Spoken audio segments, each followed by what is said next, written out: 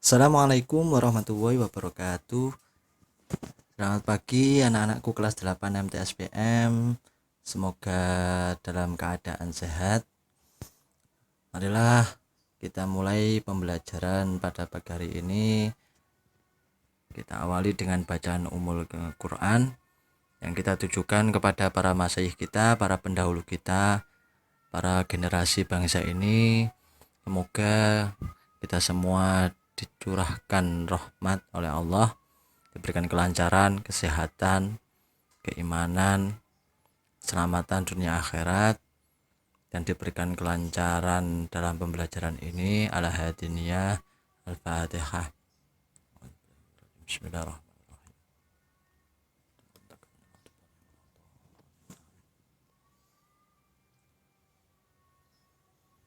Baiklah anak-anakku, kita mulai pembelajaran pada pagi hari ini, melanjutkan pertemuan atau pembelajaran yang kemarin tentang beberapa akhlak terpuji, ikhtiar, tawakal, sabar, syukur, dan qanaah. Untuk itu kita lanjutkan tentang dampak positif tentang akhlak terpuji tersebut. Yang pertama kita bahas yakni dampak positif ikhtiar. Jika kemarin ikhtiar bermakna usaha, maka kita harus mengetahui kenapa sih kita berusaha, mengapa kita harus melakukan usaha semaksimal mungkin, apa sih dampak positif yang bisa ditimbulkan dari perilaku tersebut. Ikhtiar itu kan kemarin sudah Bapak bahas, melakukan yang terbaik atau usaha secara maksimal mungkin. Itu akan berdampak apa atau memiliki akibat apa? Ini satu, mendapatkan kemuliaan dari Allah karena mendaya gunakan anugerah. Karena apa yang kita lakukan itu semua karena anugerah Allah. Semuanya itu. Kita mulai bisa bekerja, bernafas, melakukan suatu tindakan apa, bahkan sujud syukur pun itu karena anugerah dari Allah. Kita bisa berjalan, tangan kita bergerak dan lain sebagainya, itu semua karena anugerah dari Allah. Oleh karenanya kita harus mendaya gunakan semaksimal mungkin apa yang telah Allah berikan berupa anugerah tersebut. Makanya di dalam Al-Quran disebutkan wabtahu min fadlillah, carilah dari fadl Allah, anugerah dari Allah. Fantasiru fil ardi, itu disuruh kalian kemana-mana, terserah manapun, yang penting dengan tujuan untuk mencari anugerah dari Allah. Karena ikhtiar itu merupakan usaha, maka termasuk itu mendayagunakan anugerah dari Allah. Oleh karenanya ketika kita bisa mendayagunakan sebuah anugerah Allah, kita termasuk orang-orang yang akan dimuliakan oleh Allah. Yang kedua, akan memperoleh kebahagiaan dunia dan akhirat. Karena mendapatkan kemuliaan dari Allah, secara otomatis hidupnya di dunia itu bahagia, di akhirat juga terjamin akan bahagia. Karena dunia adalah ladang akhirat, makanya jika dunianya itu kalian mendayagunakan anugerah tersebut dengan baik, maka di akhirat nanti juga akan terjamin, juga akan mendapatkan kebahagiaan dari Allah. Yang ketiga, itu dapat mengukur kemampuan dalam menggunakan rezeki dari Allah. Karena manusia itu makhluk yang terbatas dan segala yang mampu ini hanya Allah. Kita hanya bisa mampu berusaha semaksimal mungkin. Yang selanjutnya adalah akan mewujudkan kehidupan yang lebih baik. Karena yang namanya usaha, berusaha semaksimal mungkin, itu secara otomatis gak ada manusia itu yang kepingin hidupnya lebih buruk dari kehidupan sebelumnya. Jadi seumpamanya kalian sudah bisa baca tulis gitu, terus aku kepingin iku gak esok moco, gak esok nulis, jelas gak mungkin. Pasti kepingin bisa lebih baik lagi ingin membaca, menulis. Kalau sudah bisa baca tulis, ingin memahami, menghayati, menggali lebih dalam. Kemudian setelah itu bisa mengamalkan. Dalam kehidupan sehari-hari itu seperti itu, banyak dijumpai. Jadi nggak mungkin. Jadi jangan menyalahkan orang lain atau menyalahkan orang tua dan lain sebagainya, karena kuncinya ada di diri kita sendiri. Orang lain, guru dan lain sebagainya itu hanya sarana yang menghantarkan kamu untuk mencapai kehidupan yang lebih baik dari kehidupan yang sekarang ini. Kuncinya hanya di diri kita sendiri. Tugas orang tua, guru dan lain sebagainya itu hanya bertugas membimbing kamu, mengarahkan kamu. Itu. Baiklah anak-anakku, untuk selanjutnya kita lanjutkan dampak positif tawakal. Kalau jika kemarin tawakal sudah Bapak terangkan bahwasanya tawakal adalah menyerahkan persoalan itu kepada Allah setelah berusaha atau pasrah setelah berusaha. Maka yang patut diketahui itu apa? Dampak positif apa sih Bapak yang bisa kita peroleh dari perilaku pasrah setelah berusaha semaksimal mungkin itu? Yang pertama, satu, mewujudkan keimanan yang tinggi. Karena tawakal itu sulit, pasrah setelah berusaha itu sulit. Itu yang kebanyakan itu, yang penting kita berusaha ya wis, gak dipasrah no, gak iling pengerane. Jadi yang akibatnya nanti apa yang kita dapatkan seakan-akan itu karena kita, bukan karena anugerah dari Allah. Itu yang banyak kita semua sering lalai di situ. Makanya untuk mewujudkan keimanan yang tinggi kita harus sering kabeh iku terjadi karena kekuasaan dari Allah. Tugas kita hanya berusaha semaksimal mungkin, setelah itu kita serahkan persoalan kepada Allah.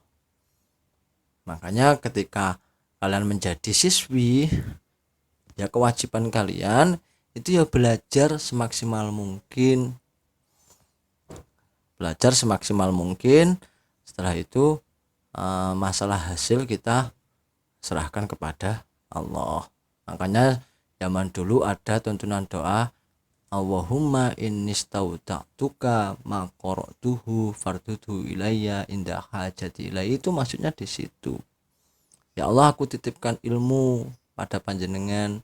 Nanti kalau aku butuh tolong ya Allah nanti dikembalikan gitu. Karena yang kuasa untuk menurunkan ilmu, yang memberikan ilmu, bahkan mencabut ilmu itu Allah. Kita itu cuma dititipin. Nah, yang selanjutnya memberikan kekuatan lahir dan batin atas setiap problem. Jika kita sudah biasa memasrahkan segala persoalan kepada Allah, maka kita secara otomatis akan memiliki kekuatan lahir dan batin, tidak pernah takut atas masalah. Jika ada masalah yang begitu besar, itu malah bilang pada masalahnya, wahai masalah, engkau begitu besar, tapi ingat aku punya Tuhan yang lebih besar daripada engkau. Gitu. Nah, itu begitu. Yang selanjutnya, dampak positifnya memantapkan kesadaran bahwa segala sesuatu berasal darinya dan akan kembali juga padanya. Jadi jika sampean dikasih ilmu, itu juga akan ingat, oh iya ilmu itu dari Allah. Makanya tugasku itu mengamalkannya, mengajarkan pada orang lain dan lain sebagainya. Jika punya harta juga begitu, oh ini titipan, makanya aku nggak boleh pelit dan lain sebagainya. Untuk selanjutnya, mendatangkan ketenangan batin karena usahanya diridhoi Allah. Secara otomatis jika kalian sudah biasa bertawakal, apapun yang kalian lakukan pasti mendapatkan ridho dari Allah. Tuh. Makanya orang dulu itu kalau doa, ilahi anta maqsudi wa ridhoka matlubi gitu. Ya Allah, panjenengan ini tujuanku. Ilahi anta maksudi wa ridhoka matlubi. ridho panjenengan itu yang aku cari gitu. Nah, ya. Untuk selanjutnya adalah sabar. Sabar itu secara sederhana bisa diartikan sebagai tahan uji. Tahan uji.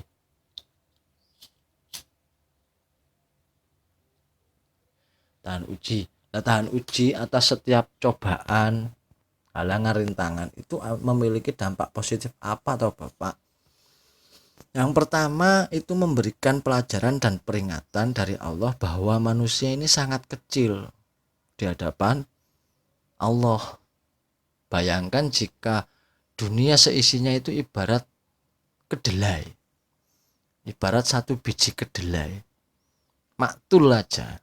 Nah, satu biji kedelai atau biji kacang deh, satu dunia seisinya ini, baik beberapa benua semuanya deh, itu hanya sebesar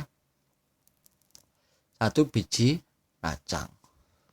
Bayangkan posisi kamu di satu biji kacang itu sebesar apa atau berada di mana, pasti nggak kelihatan toh. Nah, disitulah apalagi yang menciptakan biji kacang itu sendiri, besarnya segede apa, orang dunia seisinya aja segitu. Termasuk ilmu Allah, Qulau kanal bahru midadan li kalimati rabbi lanafidal bahru qabla an tanfada kalimatu rabbi walau ji'na bimithlihi madada. Ilmu Allah ini jika ditulis pohon-pohon yang ada di dunia ini dan lautan dijadikan tintanya dan didatangkan sejumlah itu lagi untuk menulis ilmu-ilmu Allah, itu tidak akan pernah habis. Lah pintere koyo opo Gusti Allah. Gitu tuh. Makanya kita semua nggak boleh sombong, punya harta nggak boleh sombong, punya ilmu juga nggak boleh sombong, karena kita ini kecil banget di hadapan Allah. Dan selanjutnya, sabar itu merupakan ujian keimanan untuk memperoleh kebahagiaan. Makanya kita harus sabar, apapun yang kita alami kita harus bersabar karena itu ujian keimanan. Gitu. Yang selanjutnya, berpikir matang dan positif atas segala problem. Jadi setiap problem yang kita hadapi kita tidak boleh negatif thinking, karena pada dasarnya masalah didatangkan kepada kita itu akan meningkatkan derajat kemuliaan kita di hadapan Allah. Makanya kita harus berpikir positif. Pasti ada hikmah di balik setiap segala yang terjadi. Yang keempat, mendapatkan balasan kebahagiaan dunia dan di akhirat. Secara otomatis kalau sudah biasa berpikir positif atas segala yang terjadi, di dunianya ya bahagia, di akhirat juga akan bahagia. Karena Tuhannya didahulukan daripada apa? Jadi iling pangeran dhisik. Tuh. Yang selanjutnya syukur. Syukur itu berterima kasih atas segala anugerah yang telah diberikan oleh Allah. Nah, dampak positifnya apa? Satu, terjauh dari sifat rakus dan tamak. Nek sampean gampang matur nuwun di hadapan Allah, itu nek duwe opo-opo iku gak rakus. Kalau ada orang lain mendapatkan kebahagiaan yo gak iri, karena sampean sadar bahwa segala sesuatu sudah ditentukan oleh Allah, berasal dari Allah. Makanya nggak boleh rakus. Yang selanjutnya, Allah akan menambah nikmatnya jika sampean bersyukur. La in syakartum la azidannakum. Nek sampean duwe duit disedekahno, punya jajan temennya dibagi, itu insya Allah nanti akan ditambah itu bukan berarti terus berupa juga jajan lagi. Bisa jadi itu karir, bisa jadi Al-Quran hafal, bisa jadi pangkat jabatan, bisa jadi dan lain sebagainya lah, banyak. Biar diganti dengan uang yang berlebih dan lain sebagainya, atau terhindar dari berbagai permasalahan, selesai dari masalah. Yang selanjutnya, kalau sampean bisa syukur maka pasti tidak kufur. Yang selanjutnya lagi, mendapatkan pahala dari Allah karena sampean sudah tidak rakus tadi itu, juga pandai berterima kasih, makanya Allah juga akan memberikan pahala. Selanjutnya, kalau seperti itu sampean mudah berterima kasih pada Allah karena banyak ingatnya sama Allah, pasti hatinya tenang, memiliki ketenangan lahir dan batin dan kebahagiaan dunia akhirat. Yang terakhir, dampak positif qanaah. Qanaah itu nerimo ing pandum, menerima kenyataan yang ada, menerima segala sesuatu yang terjadi. Nah, itu dampak positifnya apa? Nek sampean gampang bisa menerima kenyataan, satu, sampean pasti ikhlas menjalani segala sesuatu, ikhlas. Oh ya wis ngene iki garisi urip, oh ini semua sudah ditentukan oleh Allah dan sebagainya, ya wis lah aku ikhlas gitu. Cara otomatis kalau sudah ikhlas pasti hatinya tenang, jiwanya tenang. Kalau sudah begitu adalah wujud tanda keimanan kalian atas segala ketentuan Allah itu. Kalau sudah begitu, pada selanjutnya mampu terbentengi dirinya dari segala tipu daya duniawi, tidak mudah terperdaya oleh hal-hal yang bersifat duniawi, karena dunia itu sifatnya muter seperti ruji, dituruti satu nanti kepingin yang lain, padahal dunia ini ya berputar itu, kadang di atas kadang di bawah. Nah, kalau sudah biasa kalian menerima kenyataan, maka enggak rakus, ya hatinya tenang, menerima kenyataan, ya ikhlas dan lain sebagainya. Ya, semoga kita semua tergolong orang-orang yang bisa mengamalkan akhlak tersebut, baik tawakal, syukur, qanaah dan sabar, dan memperoleh dan mendapatkan ridho dari Allah. Bapak akhiri dengan bacaan hamdalah, semoga bermanfaat, dijaga kesehatan dan jangan nakal di rumah.